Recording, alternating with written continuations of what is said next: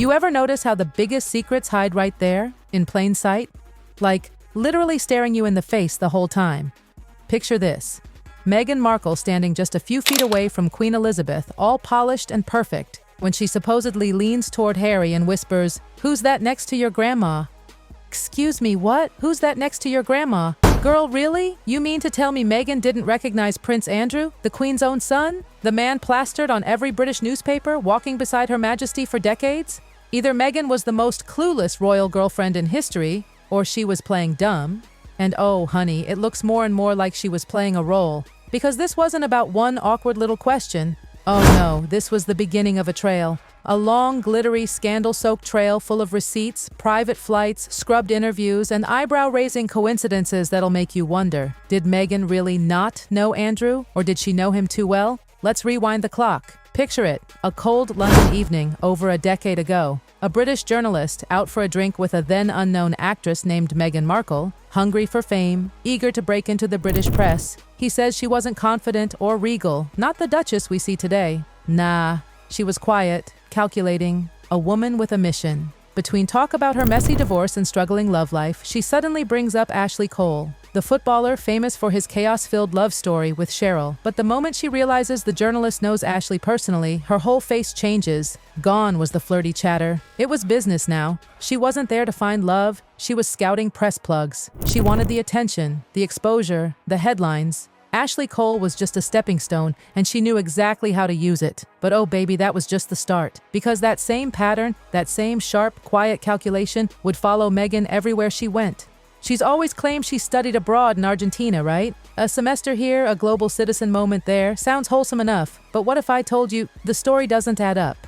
After that short stay in Buenos Aires, she supposedly headed to Spain. But here's where things get weird. Really weird. No official school exchange records, no host family, no classmates coming forward, nothing. Just one vague university post saying how thrilled they were to host Meghan Markle. But Meghan? She's never mentioned that time. Why? Because according to people who knew her back then, those months weren't spent buried in books. They were spent traveling, yachting across the Mediterranean, hanging around in circles most students could only dream of. The kind of circles you only get into if a billionaire personally hands you an invite. Former sorority sisters have even whispered that Meghan went off-grid in 2001, claiming she was in Thailand with, and I quote, wealthy men. And guess what name pops up during that same period? Johan Elias. Not exactly a household name, but in the elite world? Oh, he's someone. He's close to none other than Prince Andrew. Very close, like they traveled together to Thailand in 2001 close. Now imagine this, young Meghan, supposedly broke and struggling through college, suddenly living the high life. Yachts, luxury hotels, and exotic getaways. Meanwhile, Johan Elias, one of Andrew's closest buddies, starts showing up at Meghan's sorority parties in the US. What's a billionaire businessman doing there? And how does a random college girl end up rubbing shoulders with him? You starting to see the web forming? Because, oh honey, it's just getting started. Fast forward to 2012. Meghan's not a star yet. Suits had barely made her recognizable. And yet there she is, in Hong Kong, business class everything, cameras flashing, press interviews lined up. But here's the catch. There's an old clip, now mysteriously scrubbed from the internet, where Meghan casually mentions that royalty was around during that trip. Want to take a wild guess who else happened to be in Hong Kong at the exact same time? Yep, Prince Andrew. Now, no one's saying they met up, but no one's denying it either. And Meghan? She's been suspiciously silent about that entire trip ever since. Coincidence? Maybe. But when coincidences start stacking like this, you stop calling them coincidences and start calling them receipts. And when you look back, that innocent, "Who's that next to your grandma?" moment starts feeling less like confusion and more like performance. Like a perfectly crafted act designed to make her look naive. A blank slate the royal world could project purity onto, but the reality, she'd been orbiting that very world for years. See, Meghan didn't stumble into royalty. She was quietly circling it, waiting for the perfect entry. The doors no one knew she was walking through. There's something almost eerie about how many exclusive doors Meghan Markle managed to open long before she had the fame to justify it. Like the 2013 Novak Djokovic Foundation Gala in New York, a charity event so high-profile it pulled in royalty, fashion icons, and Hollywood elites. We're talking Naomi Campbell, Anna Wintour, Goldie Hawn, Prince Andrew, Fergie, and Princess Eugenie. Everyone who mattered was there. And guess who else was there? Meghan. But wait, there are no official photos of her. Not one. No red carpet moment, no tag, no record.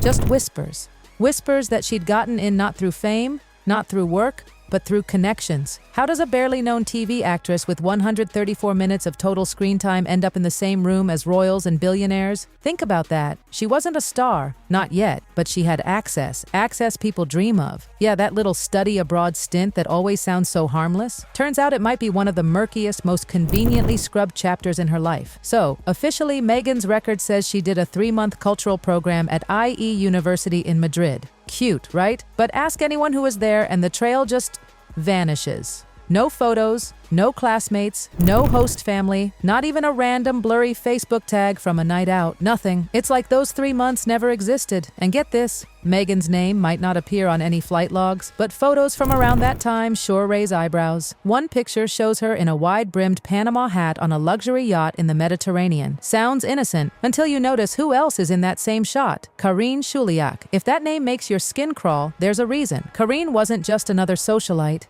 She was reportedly one of Jeffrey Epstein's last serious girlfriends, one of the few people who actually stayed by his side near the end. And she's there, right next to Meghan, on the same yacht, smiling like it's just another glamorous summer holiday. Except, it wasn't, because this wasn't some influencer trip. This was a world, a hidden world of power, secrecy, and money so thick you could choke on it. And Meghan?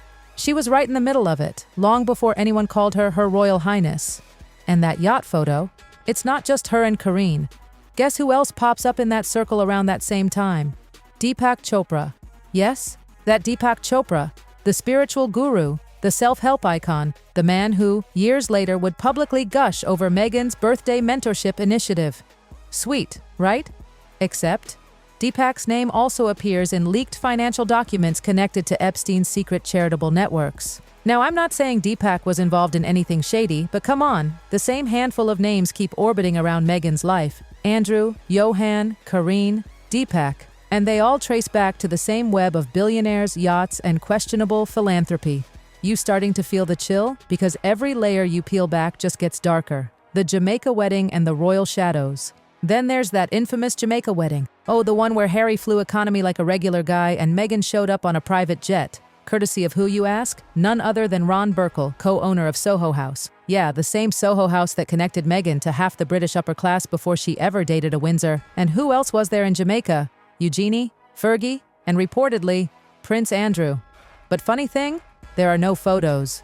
Not a single shot of the Yorks anywhere near Meghan and Harry that weekend.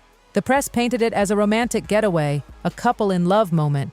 But insiders whispered that the Yorks were there behind the scenes, deliberately avoiding cameras. Why? Because they didn't want to be seen together. Why? Because she knows those memories are tangled up with people no one wants to explain. Think about it. If she really did spend her early 20s traveling, studying, seeing the world, wouldn't that make her sound more impressive, more cultured, more global? Any other celebrity would milk that story for all it's worth. But Meghan? She avoids it like the plague. Because those missing months aren't glamorous. They're inconvenient. They're the part of the story that doesn't fit the royal fairy tale. And it's not just the missing years, it's the missing footage too. That Hong Kong interview? Gone. Deleted. The photos from that gala? Gone. Every trace of her in those elite rooms before she met Harry has been quietly erased. And the few that do surface? They look like snapshots from a life that someone worked very hard to rewrite. It's almost like she built two lives. The one the world sees, and the one she lived in the shadows of billionaires and royals long before anyone was watching. The master plan or the perfect accident? So here's the million-dollar question. Was it all coincidence? Was Meghan Markle just incredibly lucky to keep bumping into Prince Andrew's world, from yachts to galas to secretive clubs, over and over again? Or was it a plan? A slow, deliberate climb into the royal circle long before Harry ever came into the picture? Because when you step back and connect all the dots, the Thailand trips, the Spain semester, the Hong Kong mystery, the Soho House web, the yacht circles, it doesn't look random. It looks like a strategy. And maybe that's what makes this whole thing so unsettling. The woman the world thought was an outsider, a fresh, modern face in a centuries-old institution, might have known exactly what she was walking into. Maybe she didn't stumble into the crown. Maybe she chased it. Quietly, patiently, with precision. And when she leaned into Harry that day and whispered, "Who's that next to your grandma?" Maybe it wasn't confusion at all. Maybe it was genius. Because what better way to erase the past than to pretend it never happened? Final thoughts. So here we are, a decade of whispers, missing records, erased footage, and strangely convenient connections. And one haunting truth that keeps echoing behind it all. Meghan Markle didn't just meet royalty, she was circling it long before the cameras rolled, and whether you think it's scandal or strategy, one thing's for sure. This story wasn't a fairy tale, it was a plan dressed like one.